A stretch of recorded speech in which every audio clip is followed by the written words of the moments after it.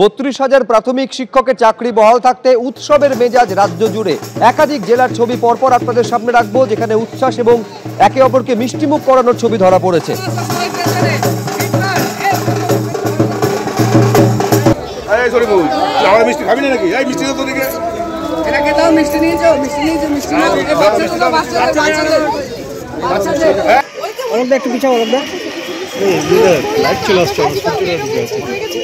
খেলতে হবে না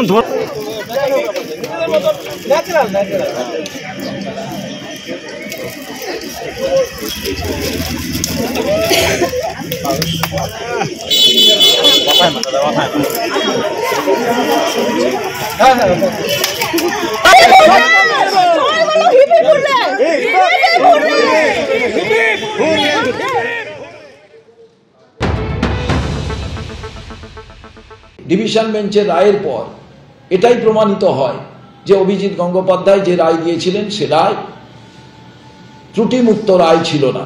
সে রায় ছিল যে একটা তার পরবর্তী ক্ষেত্রে যে তিনি কি সিদ্ধান্ত গ্রহণ করবেন রাজনৈতিক উচ্চাকাঙ্ক্ষার জন্য, তার যে সিদ্ধান্ত সেই সিদ্ধান্তকে বাস্তবায়িত করার লক্ষ্যে তার এই রায়গুলো ছিল কিনা সেটা নিয়ে প্রশ্ন ছিল।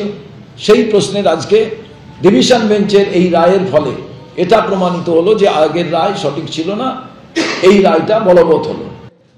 শুধু চাকরি খাবো মনোভাব নিয়ে কোর্ট কখনো চলতে পারে না। আগে দেখতে হয় সত্যি সত্যি করাপশন হয়েছে কিনা, চাকরিটা রাখা যায় কিনা। That is the main distinction line between this bench and other bench. অত্যন্ত ব্যালেন্স জাজমেন্ট, ভীষণ ভালো জাজমেন্ট হয়েছে এবং সেই জাজমেন্টে 32,000 লোকের চাকরি রেখেছেন। যে অভিযোগ অভিজিৎ গঙ্গোপাধ্যায় ছিল জজ সাহেবের যে করাপশন হয়েছে, এখানে ডিভিশন বেঞ্চে এসে বলেছে সেই করাপশন কখনো প্রুভ হয়নি। আনপ্রুভ একটা অ্যালিগেশনের উপরে কখনো এত লোকের চাকরি যাওয়া যায় না এবং যারা 9 বছর ধরে চাকরি করছে তাদের এভাবে চাকরি খাওয়া যায় না। ভীষণ ভালো জাজমেন্ট হয়েছে। জাজমেন্টটা অ্যাঙ্গেল আমি শুনেছি, প্রতিটি পয়েন্ট খুব ভালোভাবে ডিল করেছে।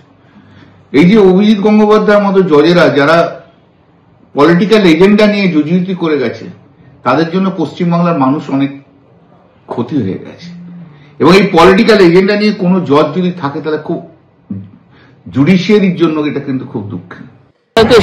ডিভিশন বেঞ্চের তো বিচার করার ক্ষমতা আছে, সেই জন্যই ডিভিশন বেঞ্চ আছে।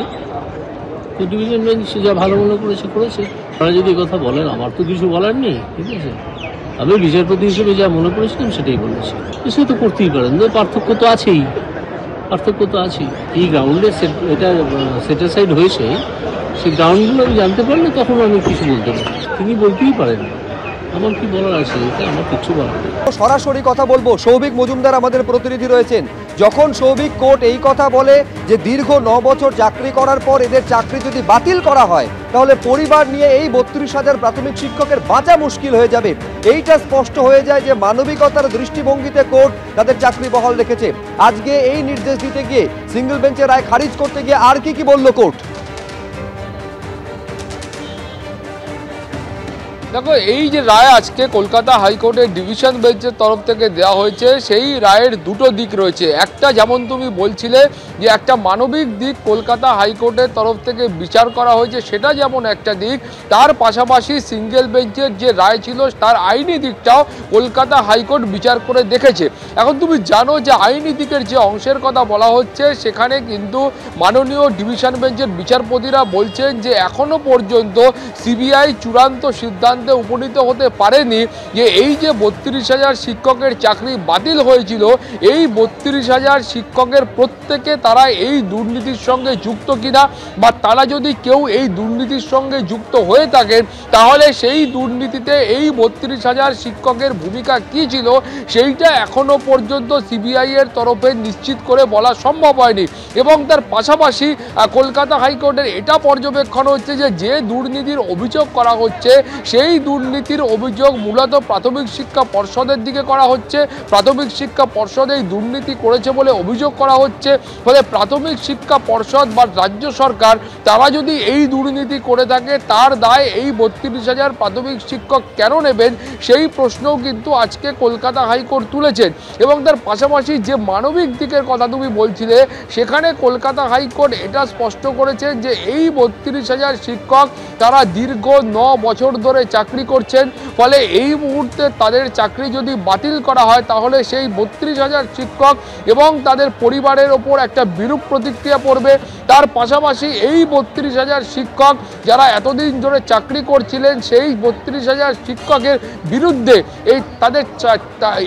এই সময় অবধি সেই ৩২,০০০ শিক্ষকের বিরুদ্ধে কোনো রকম অভিযোগ ওঠেনি। তোমার মনে থাকবে যখন স্কুল সার্ভিস কমিশনের ২৬,০০০ চাকরি বাতিল মামলায় যখন বিচার পর্ব চলছিল, একেবারে শুরু থেকে শেষ পর্যন্ত যারা চাকরি হারিয়েছেন তাদের তরফের আইনজীবীরা এটাই বলেছিলেন যে এই শিক্ষকদের বিরুদ্ধেও কিন্তু কোনো রকম দুর্নীতির অভিযোগ বা তারা কর্তব্যে গাফিলতির অভিযোগ সেটা কিন্তু প্রমাণিত হয়নি এবং তারা কাজ করছেন না, সেই অভিযোগও কিন্তু কেউ তোলেননি। এটা যেমন একটা দিক। তার পাশাপাশি কলকাতা হাইকোর্ট আজকে এটাও বলেছে যে সিঙ্গেল বেঞ্চের তরফে এটা বলে দেওয়া হয়েছিল যে ৩ মাসের মধ্যে নতুন করে নিয়োগ প্রক্রিয়া সংগঠিত করতে হবে। ফলে ডিভিশন বেঞ্চ মনে করছেন যে এই অবস্থায় দীর্ঘ ৯ বছর পরে এই নতুন করে যে একটা নিয়োগ প্রক্রিয়া সংগঠিত করা বা নতুন করে পরীক্ষা নেওয়া সেটাও কিন্তু যুক্তিসঙ্গত নয়। ফলে মূল যে নির্দেশ আজকে দেওয়া হয়েছে তার ফলে এই যে ৩২,০০০ প্রাথমিক শিক্ষকের চাকরি বাতিল করা হয়েছিল সেই রায় কলকাতা হাইকোর্ট খারিজ করলো। এই ৩২,০০০ প্রাথমিক শিক্ষক তারা যেমন এতদিন পর্যন্ত স্কুলে যাচ্ছিলেন, চাকরি করছিলেন, তারা চাকরিতে বহাল থাকবেন। ফলে সিঙ্গেল বেঞ্চের তরফে যে নির্দেশ আজকে ডিভিশন বেঞ্চে সেই নির্দেশ খারিজ করলো। বেশ সৌভিক, আপাতত তোমাকে ধন্যবাদ। আজকে যখন এই রায় ঘোষণা হচ্ছে কলকাতা হাইকোর্টের ডিভিশন বেঞ্চ ৩২,০০০ প্রাথমিক শিক্ষকের চাকরি বহাল রাখা রায় যখন ঘোষণা করছে মুখ্যমন্ত্রী মমতা বন্দ্যোপাধ্যায়, তখন তিনি মালদায় আছেন।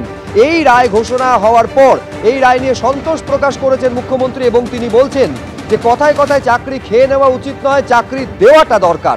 কি বলেছেন দেখব।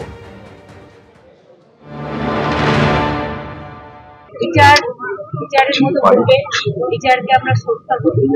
সুতরাং আমি সবচেয়ে খুশি যে আমার চাকরিরত ভাই বোনেরা তাদের চাকরিটাকে সুরক্ষিত করতে পেরেছে, বিচাররা জাস্টিস পেয়েছে এবং তাদের পরিবারগুলো সেভ হয়েছে। কথায় কথায় কোর্টে গিয়ে চাকরি খেয়ে নেওয়া এটা তো ঠিক নয়। আমাদের চাকরি দেওয়া দরকার, খেয়ে নেওয়া দরকার। এই যে মানবিক দিক থেকে কি করবো, আপনি আগান না মোবাইলটা, সামনে গান।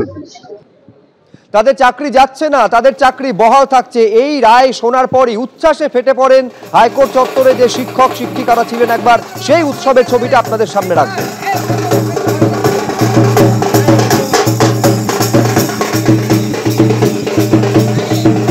এবং এই ছবি দেখা গিয়েছে শহর থেকে জেলা, রাজ্য জুড়ে। আমডাঙ্গার ছবি দেখছেন।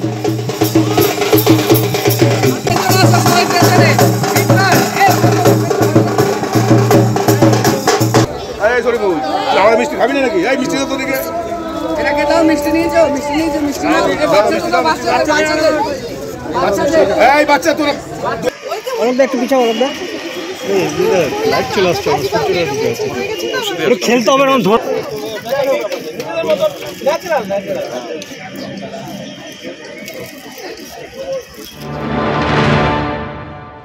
জয় মিথ্যাকে কোনো থামানো যায় না।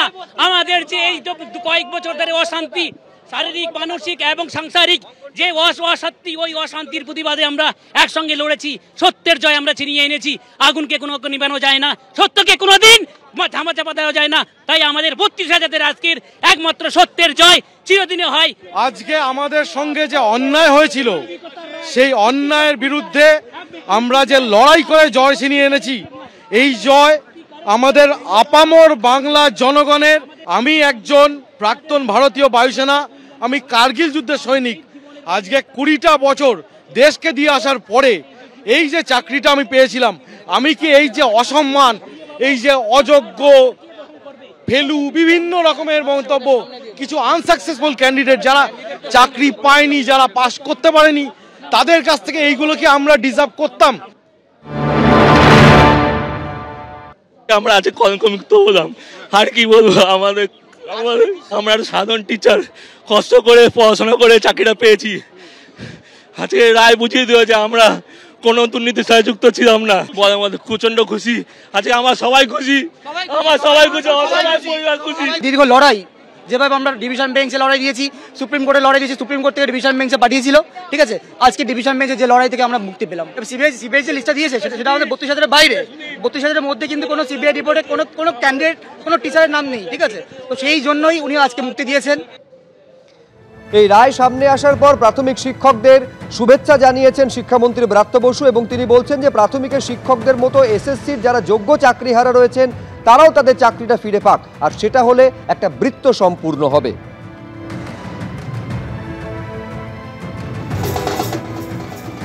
আমি প্রথমেই মহামান্য আদালত তাদের ধন্যবাদ জানাবো।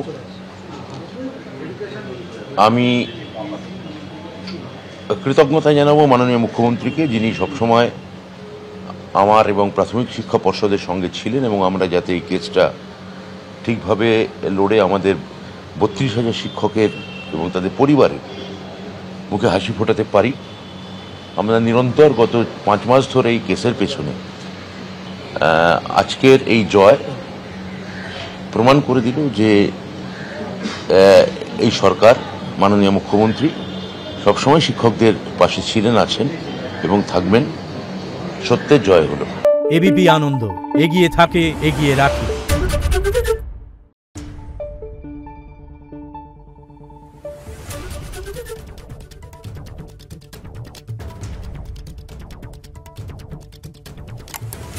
Thank you.